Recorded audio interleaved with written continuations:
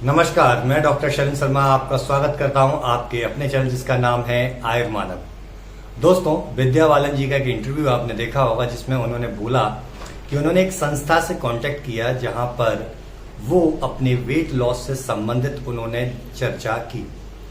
उस weight loss से संबंधित चर्चा में उस संस्था ने उनके कई टेस्ट करवाए।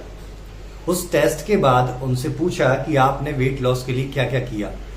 तब उन्होंने बताया कि अपने वेट लॉस के लिए उन्होंने जिम में एक्सरसाइज की, उन्होंने रनिंग की, उन्होंने अपनी डाइट को स्किप किया, बहुत सारी चीजें ऐसी उन्होंने की जिसके बावजूद भी उनका वेट लॉस नहीं हो रहा था। आप बहुत सारे सेलिब्रिटीज को देखेंगे कि वो अपना वेट लॉस बहुत इजीली कर लेते हैं। चाहे अर्जुन कपूर को देखिए, चाहे रणवीर कपूर को देखिए, चाहे आलिया भट्ट को देखिए या चाहे विद्या बालन जी को देखिए। दोस्तों, इस वीडियो में आपको बताने जा रहा हूं कि क्या एक अन्य कारण भी हो सकता है आपके वेट गेन का, और उसको हम कैसे करेक्ट कर सकते हैं, ऐसी कौन सी टिप्स हैं, उन पर मैं चर्चा करूंगा। ये वीडियो बहुत ही इंपॉर्टेंट है। आपके जो भी सवाल हों आप कमेंट बॉक्स में जरूर लिखिएगा ताकि उन सवालों के जवाब मैं आपको दे सकूं। और जितने भी व्यक्ति इस समस्या से पीड़ित हैं उनको इस वीडियो को जरूर शेयर कीजिएगा, क्योंकि शेयर करने से आप एक व्यक्ति को स्वास्थ्य का दान करते हैं। दोस्तों, जब विद्या बालन जी ने उस संस्था से कांटेक्ट किया तो वहां उनके ब्लड टेस्ट हुए, और ब्लड टेस्ट होने के बाद उन्हें पता चला कि उनकी बॉडी में मोटापा नहीं था, उनकी बॉडी में इन्फ्लामेशन था। इन्फ्लामेशन मीन्स उनकी बॉडी पूरी सूजी हुई थी। अब आप कहेंगे सूजी हुई का मतलब क्या है? सूजी हुई का मतलब होता है कि एक तरह का वेट गेन ही है ये। आपकी बॉडी में डिफरेंट टाइप के वेट गेन होते हैं जिसकी वजह से आपका मोटापा बढ़ता है। एक तो इन्फ्लामेशन की वजह से, दूसरा वाटर वेट गेन, दूसरा वॉन्स में वेट गेन होता है, तीसरा फैट का वेट गेन होता है। दोस्तों, ये किस तरीके से काम करता है मैं आपको बताता हूं। हमारी कई लाइफ स्टाइल की ऐसी गंदी हैबिट होती हैं जिनकी वजह से धीमे धीमे हमारी बॉडी के अंदर इन्फ्लामेशन होने लगता है, जो साइटोकाइंस की वजह से होता है। और जब ये हमारी बॉडी के अंदर इन्फ्लामेशन होता है तो उसकी वजह से इंसुलिन रेजिस्टेंस होने लगता है। इंसुलिन हार्मोन हमारी बॉडी में ग्लूकोज के मेटाबॉलिज्म के लिए रिस्पॉन्सिबल रहता है ताकि हमारी सेल्स को कंप्लीट एनर्जी मिले, और उस कंप्लीट एनर्जी मिलने की वजह से हमारी बॉडी में एनर्जी का बैलेंस बना रहे। लेकिन जब ये इन्फ्लामेशन होता है तो साइटोकाइंस की वजह से इंसुलिन रेजिस्टेंस बॉडी में जनरेट होता है, और वो इंसुलिन रेजिस्टेंस होने की वजह से हमारी बॉडी के अंदर जो ग्लूकोज है, जिसको हमारी एनर्जी ऊर्जा के रूप में काम करना चाहिए, वो जमा होने लगता है हमारे एब्डोमिनल एरिया में फैट के रूप में। जी हाँ, ये ग्लूकोज भी फैट के रूप में स्टोर्ड होने लगता है। बॉडी की इस प्रकार की संरचना ईश्वर ने बना के रखी है कि वो आपकी परिस्थिति के अकॉर्डिंग किसी भी चीज को किसी भी चीज में चेंज कर सकती है। और जब ये बॉडी के अंदर फैट के रूप में जमा होने लगता है तो हमारी बॉडी में वेट गेन होने लगता है। दोस्तों, इसी इंसुलिन रेजिस्टेंस या इसी इन्फ्लामेशन की वजह से PCOD, fibroid, even cancer, diabetes और हाई ब्लड प्रेशर की समस्याएं भी लोगों में देखने को मिलती हैं। इसीलिए कई रिसर्च में ये प्रूफ हो चुका है, और आयुर्वेद में तो मोटापे को सबसे बेकार बीमारी के रूप में बताया गया है। कई रिसर्च में प्रूफ हुआ है कि जिन व्यक्तियों में मोटापा होता है उन्हें कैंसर होने के चांसेस बढ़ जाते हैं, उनमें डायबिटीज होने के चांसेस बढ़ जाते हैं, उनमें पीसीओडी होने के चांसेस बढ़ जाते हैं। तो अब ये होता क्यों है, ये इन्फ्लामेशन होता क्यों है, इस चीज को थोड़ा समझते हैं। देखिए, हमारा फास्ट फूड खाने की हैबिट होती है, हमारे एसिडिक फूड खाने की हमारी आदत होती है।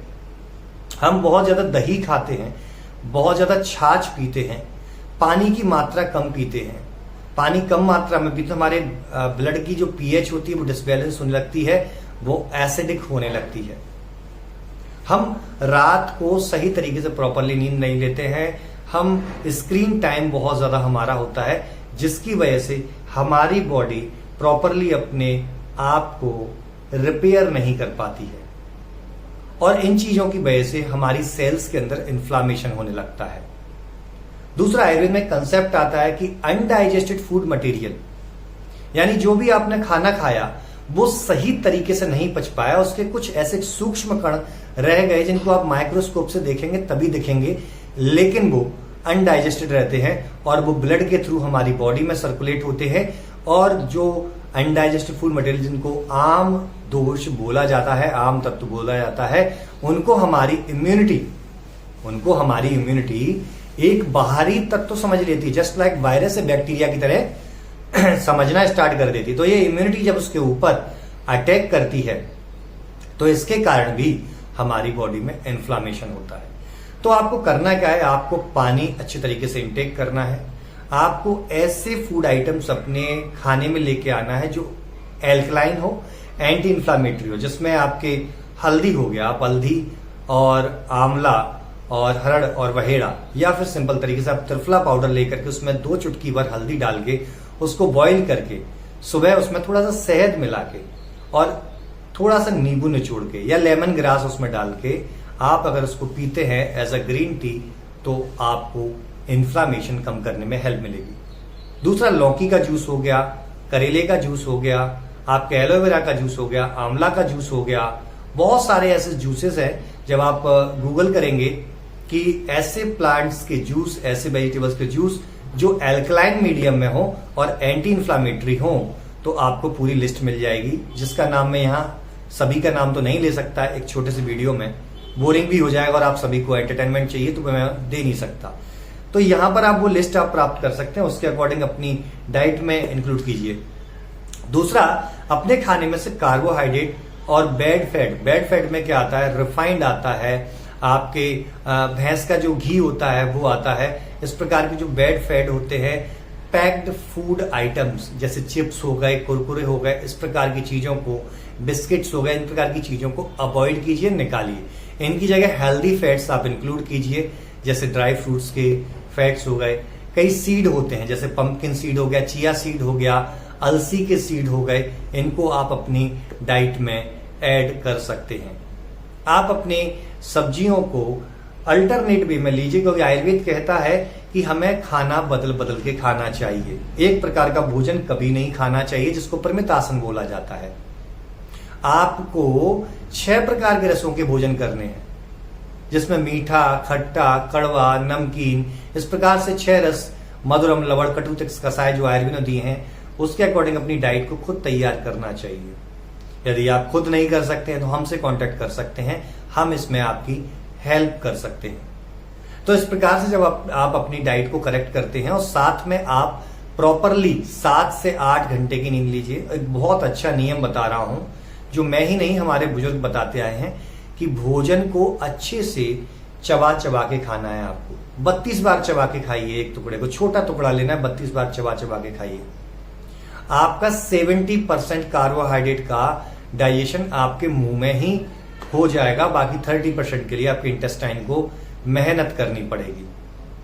खाने के बाद वज्रासन की अवस्था में बैठ जाइए 10 से 15 मिनट, और उसके बाद एक आप लॉन्ग वॉक के लिए चले जाइए। आराम आराम से भी चल सकते हैं। सुबह उठ के आप अनुलोम विलोम 5 मिनट से स्टार्ट कीजिए। 5 मिनट के बाद आप अनुलोम विलोम को 15 मिनट तक ले जाइए, आधे घंटे तक ले जाइए कुछ समय बाद। मैं आपसे ये प्रॉमिस करता हूं डेफिनेटली कि ये वीडियो में जो बताए हुए रूल्स हैं उनको यदि आप फॉलो करेंगे तो आपका वेट लॉस होगा। और वेट लॉस ही नहीं, इसके साथ जुड़ी हुई अन्य बीमारियां जैसे cancer, diabetes, high blood pressure, PCOD, fibroid, rheumatoid arthritis, osteo arthritis और बाकी इंफ्लामेटरी डिजीजेस भी आपकी समाप्त हो जाएंगी। दोस्तों, ये वीडियो नहीं, एक आपका डॉक्टर का कंसल्टेशन मानिए, क्योंकि ये बहुत जरूरी है आपको जानना। जरूरी नहीं कि जो सेलिब्रिटी कर पा रहे हैं वो आप नहीं कर पाए। सिंपल सी टिप्स होती हैं, नियम होते हैं, उनको फॉलो करने के लिए आपको डिसिप्लिन की आवश्यकता होती है। और वो डिसिप्लिन यदि आप बना लेते हैं तो आप भी स्वस्थ हो सकते हैं। इसमें किसी भी प्रकार के बहुत ज्यादा पैसे की आवश्यकता नहीं है, क्योंकि बहुत सारे लोग उम्मीद इसी बात से हार जाते हैं कि सेलिब्रिटीज ने कम कर लिया क्योंकि उनके पास पैसा था, अच्छे ट्रेनर उन्होंने ले लिए।